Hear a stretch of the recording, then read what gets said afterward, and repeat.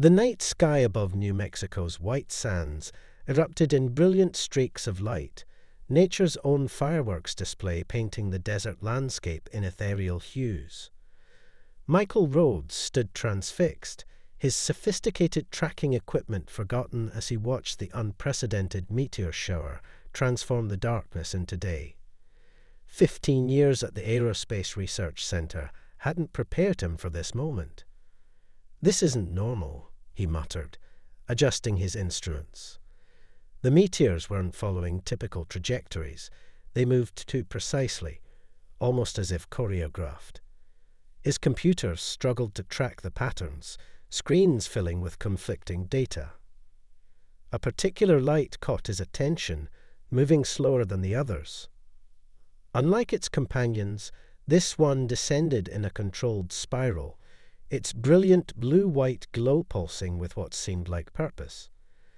Michael's heart raced as he calculated its trajectory. It would land less than a mile from his observation post. Without hesitation, he jumped into his rugged research vehicle, following the mysterious object's descent. The light disappeared behind a ridge, and for a moment, the desert fell into darkness. Then a soft glow illuminated the sky, different from the harsh flash he'd expected from impact. Michael parked and grabbed his equipment bag, scrambling over the rocky terrain. The glow led him to a small impact crater, but what lay within defied explanation. Instead of the expected meteorite, a crystalline egg-shaped object rested in the sand, its surface swirling with patterns of light that seemed to respond to his presence. The egg was roughly the size of a basketball, its surface smooth and cool to the touch despite its recent descent through the atmosphere. Michael's scientific training warred with his instincts. Everything about this object violated known physics. His instruments registered impossible readings, negative mass, inverse radiation, and energy patterns that shouldn't exist in nature. As he studied the artifact, the patterns within began to shift more rapidly. The surface temperature dropped dramatically, forming frost patterns that quickly melted away. Michael started recording, knowing his colleagues would never believe this without evidence. But even as he documented the phenomenon, he felt a strange reluctance to share his discovery. The egg's glow intensified, and Michael felt a gentle resonance in his mind, like a melody just below the threshold of hearing. He realized with startling clarity that this was no random event. The meteor shower, the egg's controlled descent, its response to his presence, everything suggested intelligence and purpose. Hours passed as Michael studied the object, taking measurements and notes. The desert night grew cold, but he barely noticed, entranced by the shifting patterns and the growing sense that he stood on the brink of something extraordinary. His instruments detected complex energy signatures emanating from within the egg, suggesting something alive dwelled inside. As dawn approached, Michael made his decision. He carefully packed the egg in his research container, knowing that if he reported this through official channels, it would disappear into some government facility, never to be seen again. Whatever this was, wherever it came from, it had chosen this place, this moment, and him. The drive back to his private laboratory was tense, every sound making him jump. The egg's glow had dimmed but remained steady, its patterns now moving in what seemed like a sleeping rhythm. Michael's mind raced with possibilities. Was this first contact? A weapon? A message? The only certainty was that nothing in his life would ever be the same. Back in his lab, Michael created a controlled environment for the egg, replicating the conditions of the impact site. As he worked, he couldn't shake the feeling that he was being watched, not with hostility but with curiosity. The egg's patterns seemed to follow his movements, responding to his proximity with subtle changes in intensity. The next 48 hours became a blur of observations and measurements. Michael barely slept, surviving on coffee and the electric excitement of discovery. He documented everything: the egg's varying energy signatures, its responses to different stimuli, the complex mathematical patterns in its surface designs. Yet, for all his scientific rigor, he couldn't escape the growing feeling that the egg was more than an object of study. It was reaching out to him. On the third morning, everything changed. The egg's patterns suddenly accelerated, its glow intensifying to near blinding levels. Michael watched in amazement as the crystalline surface began to shift and transform, responding to some internal command. He knew he was about to witness something unprecedented, something that would challenge humanity's understanding of life itself. The desert sun rose over white sands, its first rays catching the egg's surface in a spectacular display of light and color.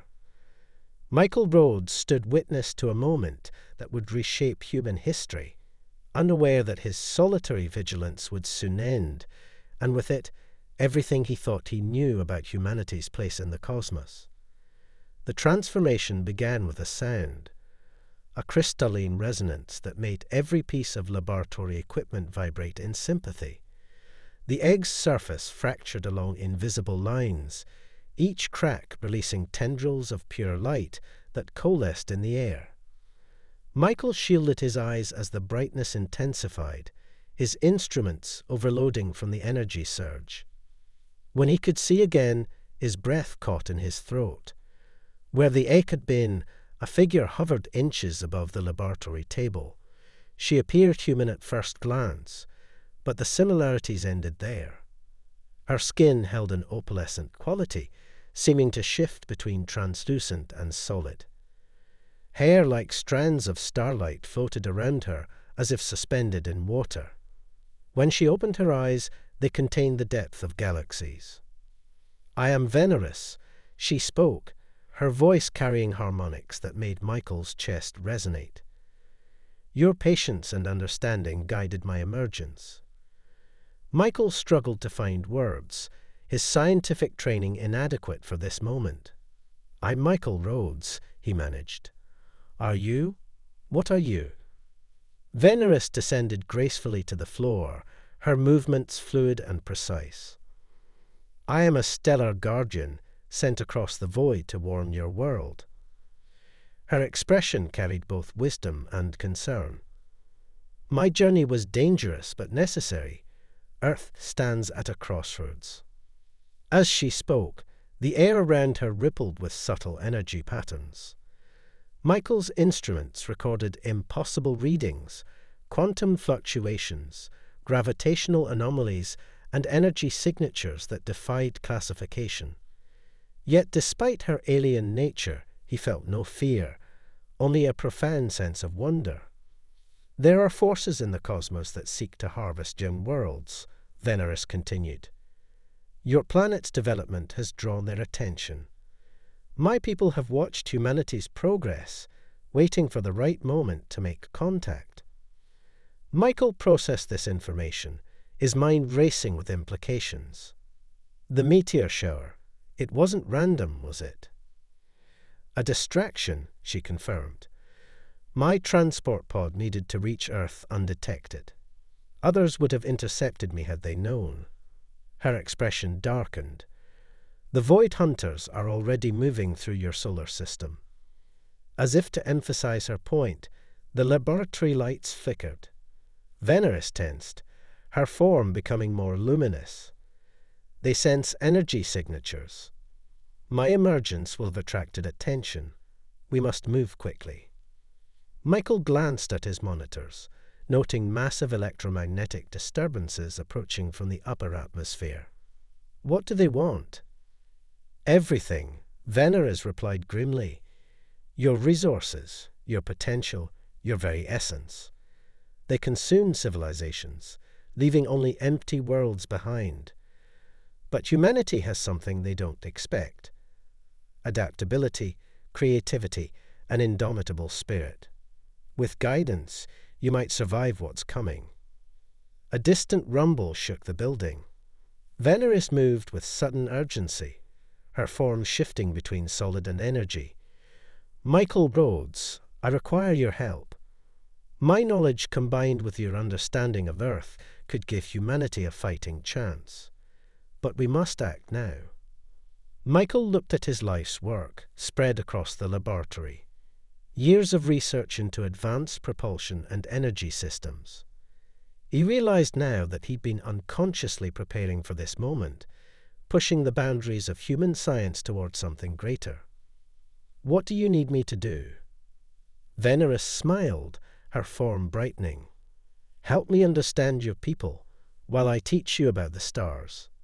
Together, we might forge a path through the darkness ahead." The building shook again, more violently this time. Through the windows, Michael saw strange lights descending from the clouds. Veneris grabbed his hand, her touch sending electric tingles through his arm. "First, we must survive the night. The hunters have found us sooner than I expected." Michael quickly gathered his most important research materials and a few essential devices. As he worked, Veneris traced complex patterns in the air, creating shields of energy around them. The laboratory equipment began to short out as something massive passed overhead. "They're drawn to advanced technology," Veneris explained. "Your facility is like a beacon to them. We need to reach somewhere less conspicuous while I regain my full strength." Michael led her to his research vehicle, his mind already plotting routes to secure locations. As they left the laboratory, he watched in the rearview mirror as dark shapes descended from the sky, their forms defying natural geometry. The hunt had begun, and Earth's future hung in the balance. The desert night swallowed them as they sped away. Veneris's glow dimmed to avoid detection. Michael realized he had become part of something far greater than himself, a cosmic dance between light and darkness, with humanity's fate in the balance. His quiet life of research had transformed into an adventure beyond imagination, guided by a being of pure starlight who saw hope in humanity's future. The transformation of humanity began not with a bang, but with a whisper. In the heart of Michael's cabin, now converted into a makeshift quantum laboratory, Veneris's energy merged with his modified equipment, creating a cascade of reactions that spread across the quantum field. The air itself seemed to vibrate with possibility. "The network is stabilizing," Michael announced, monitoring the readings on his enhanced equipment. The fusion of his technology with Veneris's knowledge had created something entirely new, a bridge between human innovation and cosmic power.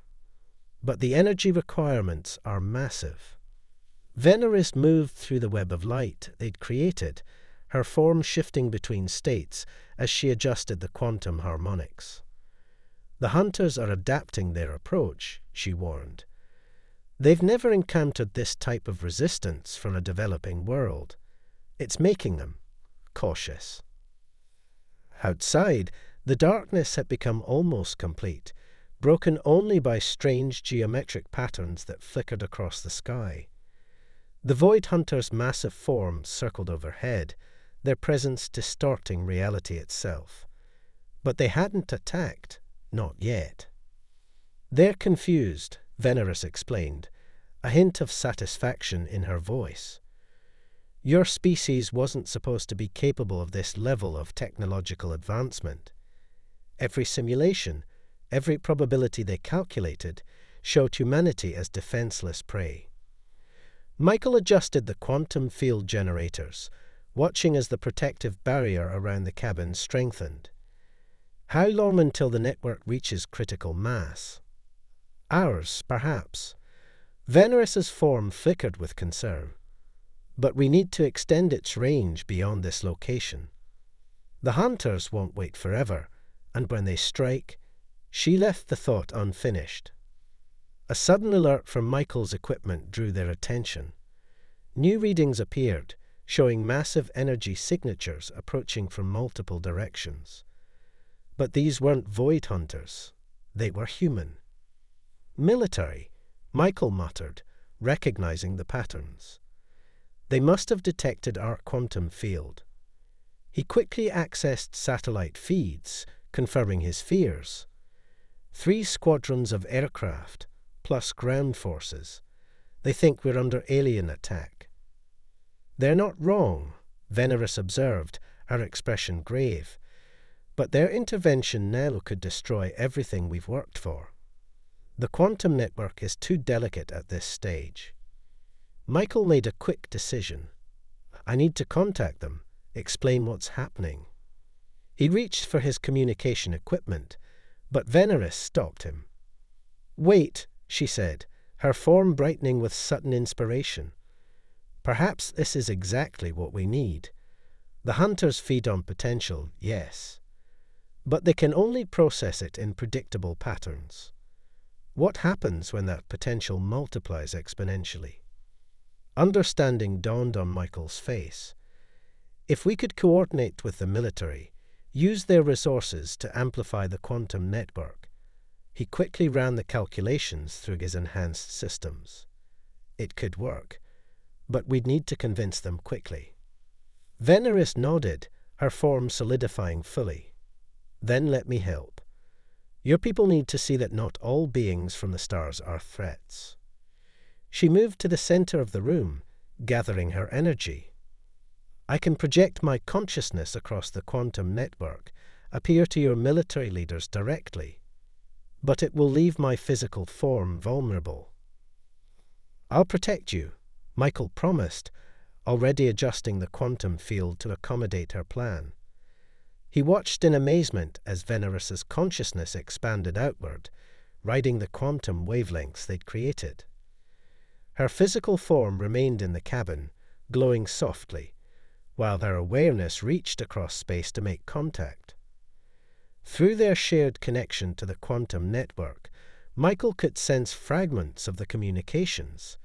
The initial shock and fear from military commanders, followed by growing understanding as Veneris explained the situation. Minutes stretched into hours as negotiations continued, while overhead, the Void Hunters grew increasingly agitated. Finally, Veneris's consciousness returned fully to her body. They understand, she said, her voice weak from the effort. Your military leaders are mobilizing global resources. The quantum network will have the power it needs. As if in response to her words, the darkness outside intensified.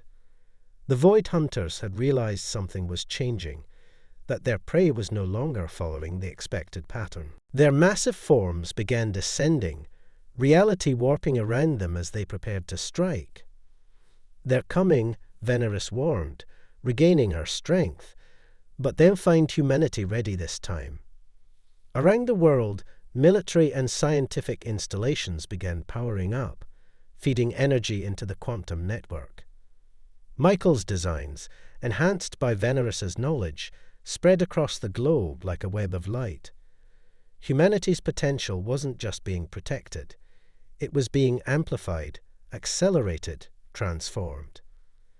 The final battle for Earth's future was about to begin, but for the first time since the Void Hunters emerged from the darkness between stars, they faced a young species that refused to follow the pattern.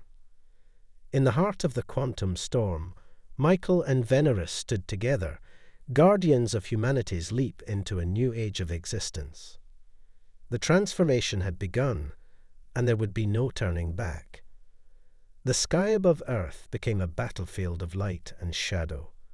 The Void Hunters, massive and terrible in their true forms, descended upon the planet like living eclipses.